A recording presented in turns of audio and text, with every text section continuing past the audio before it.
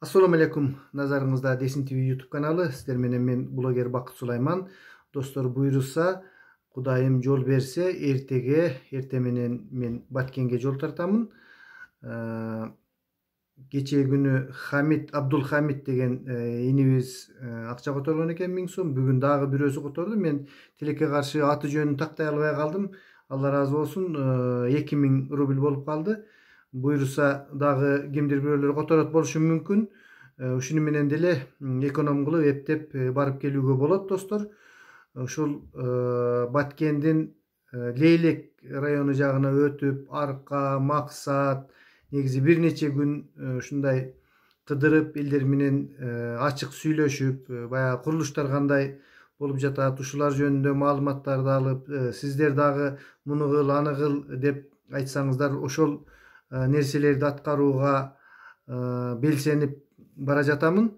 Достор, эртеге буйруса жолго чыгабыз. Ошентип башка жактарга барууга мүмкүнчүлүк болуп калса, эгерде каражат болуп, башка жактарга деле барабыз. Бирок мүмкүнчүлүктөрдүн барынча сөзсүз аракет кылабыз, достор. Бүт ушул сиздер каалаган нерсени көрсөтүп берүүгө. Эгерде аман эсен ушул пландар ишке аша турган болсо, дагы көп нерселерди ошол Баткенге Лейлекке чейинки жерлердеги кичинекей жерлерден бери тартып, мүмкүнчүлүктөрдөн бүт пайдаланып тартууга аракеттенемин да, достор. Эртеңки биздин жаңылыктар ошол эки мырзага дагы бата тилеп коелу. Жардамдарын берген үчүн буйруса эртеге жолго чыгып, бүт ошол сиздердин айткандарыңыздарды аткарууга аракеттенемин. Азыр болсо, достор, ушул интернет айдыңында эмне жаңылыктар болуп жатат, негизинен сиздер кызыккан бир мындай резонанс жарата турган кандай окуялар болушу мүмкүн? Бир мындай адаттан тыш нерселерди айталы, көбү байкабаган десекпи, жок, байкаган, бирок мындай маани бербеген. Мисалы үчүн Аскар Акаев келип, бул келгенге чейин дагы Акылбек Жапаровду кандайдыр бир негизде күнөөлөп, ушул Кумтөр кылымдын аферасы боюнча Акылбек Жапаровдун дагы орду чоң дегендей сөздөрдү айткан эле да. Эми мен, мисалы үчүн, биз билбейбиз кандай, кимиси кандай деңгээлде ошондой нерселерди кылды. Бирок Акылбек Жапаров Акаев сыяктуу президент болгон эмес, же болбосо бир премьер-министр болгон эмес. Менин оюмча, бул жерде Аскар Акаев кандайдыр бир деңгээлде ушул өзүндөгү күнөөнү башка бирөөгө мындай оодара салууну көздөп жаткандай да. Ошондой эле кече күнү бир интервьюсунда мени тиги еврей жанагы Бренштейн беле, ким эле? Атын да унутуп калдым. Штейни бар да, ишылып. Ошону дагы тиги Насирдин Исанов алып келип тааныштырган. Айтор, бул Аскар Акаевдин айтымына караганда деги эле Кумтөр аферасын ушул Исанов баштагандай деп, эми баягы көзү өтүп кеткен кишиге мындай оодара салууну көздөгөндөй сөздөрдү айтып жатат да.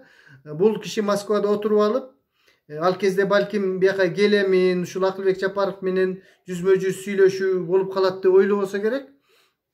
Акылбек Жапаровду эң бир жанагы орусча айтмакчы крайний кылганда, эми Акылбек Жапаровду көп эле адамдарыбыз жакшы көрө бербейбиз. Бул дагы өтө мындай авантюрист баягындай киши, оюна келген далп эткизип айта сала турган. Маселен, жана Кыргызстанда ар бирин Германияга, бир областты Японияга, дагы бирин бир жака берип, анан тууларын сайып, анан кийин эшелон мындай деп өзүнчө эле бир мындай, бул дагы оригинал бир эксклюзивный адам да. Иши кылып, өткөндө биринчи берүүлөрүмдө дагы айттым эле, эң бир кызыктуу нерсе болот эле эгерде бизге ушундай мүмкүнчүлүк болуп, биягына Акылбек Жапаровду отургузуп, биягына Акаевди отургузуп туруп, кана эми сүйлөгүлөчү, ким эмне дейт экен деп туруп, бизге бир ушундай ачык берүүнү Садыр Нуркожоевич өзү мындай уюштуртуп берсе, аябай ачык болот элек да, достор. Эми билбейм, эгер балким демократия деп коебуз, ачык айкындык деп коебуз, балким ошондой нерсе болуп калаттыр. Ошондо биз чыныгы ким кандай позицияда болгондугун, ким эмне кылгандыгын балким билет элек да. Эми ал Аскар Акаевдин отуруп алып анан кийин көз өтүп кеткен кишинин мындай андай дегенине билбейм, ага ишенүүгө болбойт да. Көз өткөн кишиге мындай деген анан тигиндей деген бул этикалык жактан дагы туура эмес болуп калат достор. Акыркы ушул Жапаров менен мен ойлоймун, эгерде Жапаров дагы бул оңой киши эмес. Ушундай бир трибунадан сөз бериле турган болсо, ал киши өзүнүн көз карашын азыртан эле айта баштады. Бул оңойчулук менен бул Акаевдин көп дагы кошмарларын чыгарат.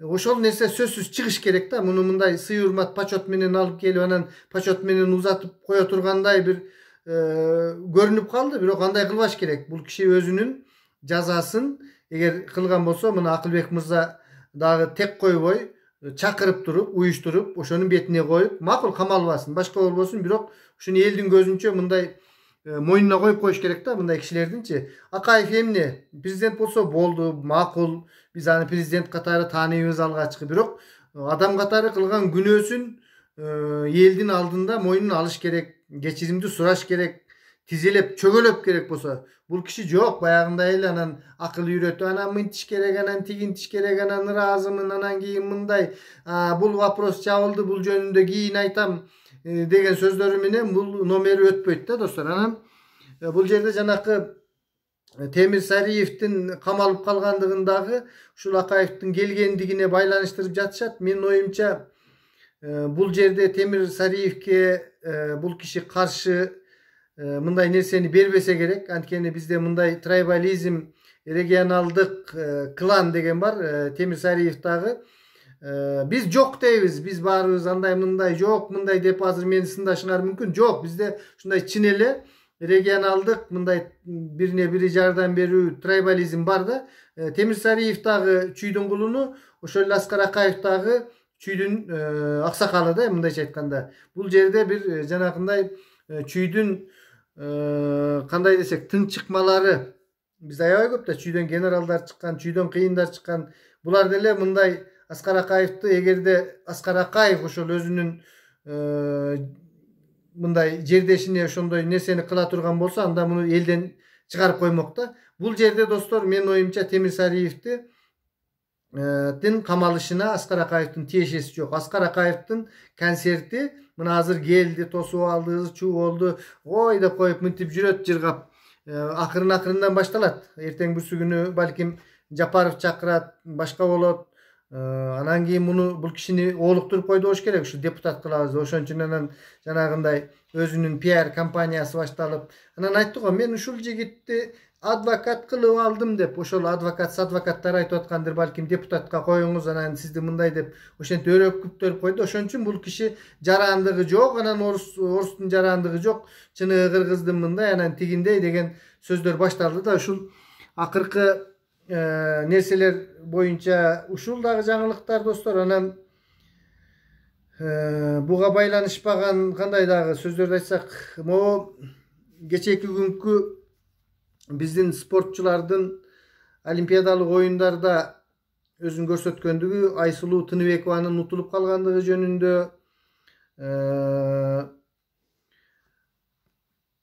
берки спортсмен кызыбыз Айперинин атасы барбай калыптыр, ошол тренер болуп туруп. Анан ал жерде башка бир чиновниктер, Галина Байтерек, дагы бир кайсы бир депутаттар бар деп жатат. Айперинин атасы өзү машыктыруучусу экен, ушул биринчи машыктыруучусу.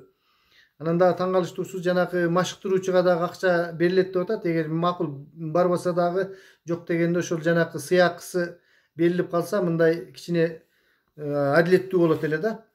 Анан психологиялык моменттер жөнүндө бүгүн менде бир Бектемир деген жигит менден сураган экен, личкама жазып. Ушундай эмне себептен биздин ушул командабызда психологдор жок, спортивный психолог деп коет баягы орустарда. Эми негизи эле бул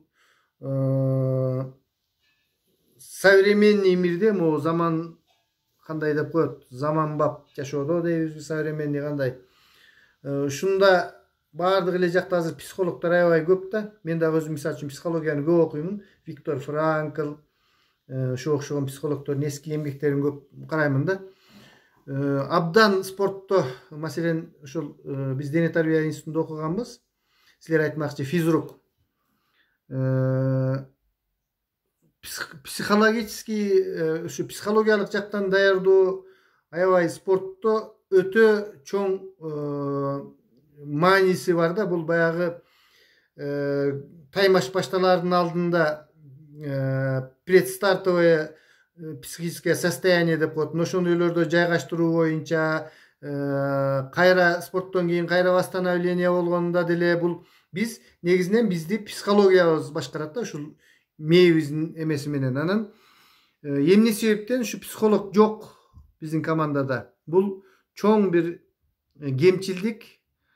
Анан дагы психологиялык мындай атмосферанын ийгиликке жетүүгүдө чоң орду бар да. Биз ар бир ушул мүмкүнчүлүктөрдү колдонушубуз керек спортсмендердин ийгиликке жетиш үчүн. Ошол Айпери Жуманазарованын атасы жанында болбой калыптыр.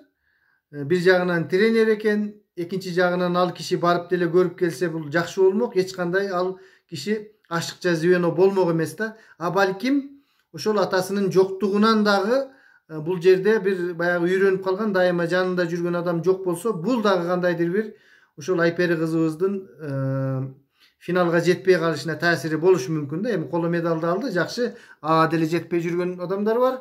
Кичине мээнет акталыптыр. Бирок дагы биз мүмкүнчүлүктөрдүн бардыгын колдонушубуз керек эле да.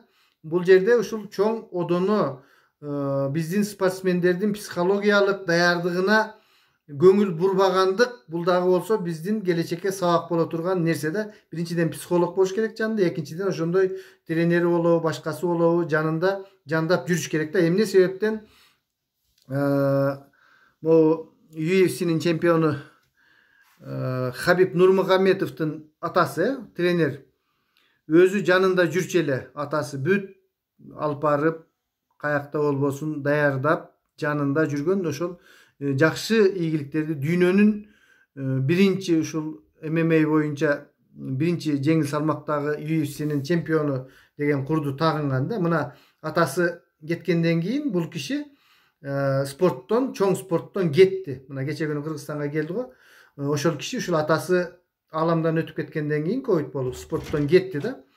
Мына ошондой бир жагынан атасы, бир жагынан тренери кандай адамга таасир берүү жөнүндөгү айгине мисал ушундай да. Маселен ушул эле Валентина Шевченкону алалы. Анын жанында Павел Федотов деген жигит бар, тренери. Ал да дайыма өзү даярдап, дайыма өзү кошо жүрүп бул деген ошол ийгиликтерге жеткизип келе жатат да. Бул жерде деле ошол эле схеманы колдонуш керек эле, бирок тилекке каршы андай нерсе болбой калыптыр. Бүгүнкү менин айта тургандыгым ушул достор. Эртеге буюрса Баткенге чыгабыз. Эгерде ким жардам көрсөтөмүн дегендер болсо, ушул менин WhatsApp номеримде дагы которсо болот. Мына ушул менин номерим +7 904 638 7056 +7 904 638 76. Ушул номерге Сберкассанын эмеси чиркелген, номери, карта чиркелген да. Ошентип эле которуп койсо болот. Анан жанагы эл сом 0551 255 915 0551 255 915 бул эл сомго чиркелишкен. Азыр Кыргызстандан эч ким которо элек. Мындай достор, силер туура түшүнгүлө. Бизди эч ким финансировать этпейт, башка кылбайт. Биз сиздерди кыйнабайбыз. Мына мен ушинтип эле өзүмдүн аябай колдоочуларым көп. Чоң ыраазычылыктарды билгиземин. Бир эмес 2 жолу Россиядан келгенде жардам бердиңиздер. Чоң рахмат. Ушундай анча-мынча мына эртеге буйруса 2 адам берди эле. Мен уже кечээ бирөө берген, бүгүн бирөө берди эле. Мен эртеңкиге баягындай железный чечим чыгардым. Эртеге буйруса жолго чыгамын. Анан дагы калганын война план покажет дегендей, калганын дагы көрө жатарбыз достор. Кийинки эфирден көрүшкөнгө чейин саламатта туралы. Сиздер менен мен Бакыт Сулайман болду.